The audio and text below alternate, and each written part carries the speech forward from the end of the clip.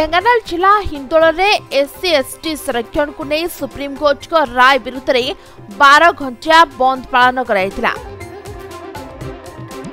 सेपरि भाबरे Hindol NSC समेत Hindol block रो विभिन्न छक और बजार में आंबेडकर संगठन तरफ सकाळु सकाळु आंदोलनकारी माने विभिन्न स्थान में पिकेटिंग करथिले।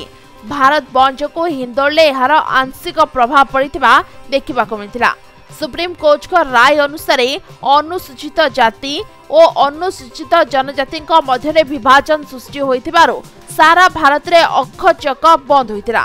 सुप्रीम कोर्ट को राय को प्रत्याहार कराजिबा नै विभिन्न संगठन पक्षरु भारत सरकार को निमंते दाबी कर जाइथिबा देखिबाको मिलिछि। हमरो माननीय सुप्रीम कोर्ट को जो राय अछि जे कोटा भितरे कोटा तैयारी करबा आ उपवर्गीकरण नीति करबा आ केंद्र सरकार धारा आमर संविधान जो धारा 341 और 342 अच्छी ताकू उच्छेद कर से भितर संविधान विरोधी कार्यक्रम से विरोध में आम आम हिंदोल डेवलपमेंट एसोसिएशन तरफ हिंदोल में अखचक बंद कर दुकान बाड़ी बैंक ऑफिशियली कार्यक्रम सब आम बंद कर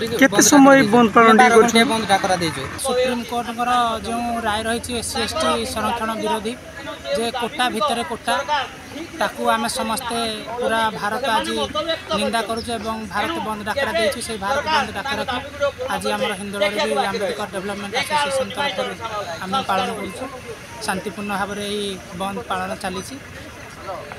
सुप्रीम कोर्ट जो राय रही 341 और 342 धारा को संपूर्ण भाव में उल्लंघन करुचे। अगस्ट 1 तारिख दिन माननीय सुप्रीम कोर्ट जो एससी एसटी विरोधी अणसंविधानिक राय प्रकाश करथिले तहा विरोध में आज सारा भारत वर्ष में एससी एसटी वर्गर लोक मैंने सब प्रतिवाद कर एक अणसंविधानिक राय।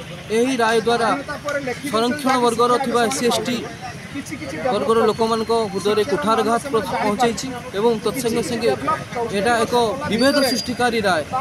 माननीय सुप्रीम कोर्टर 7 जन जज जो खंडपीठ प्रतिष्ठित कर बारंबार 341 342 संविधान बाबा साहेब आंबेडकर कर संविधान को बारंबार चेंज करने प्रयास कर प्रयास विरोध में सारा भारत वर्ष में अनुसूचित जाति जनजातिर वर्ग माने एकत्रित हो दृढ़ विरोध करा जाउछि। हिंदोलरू देवव्रत नायकଙ୍କ रिपोर्ट समय लाइव।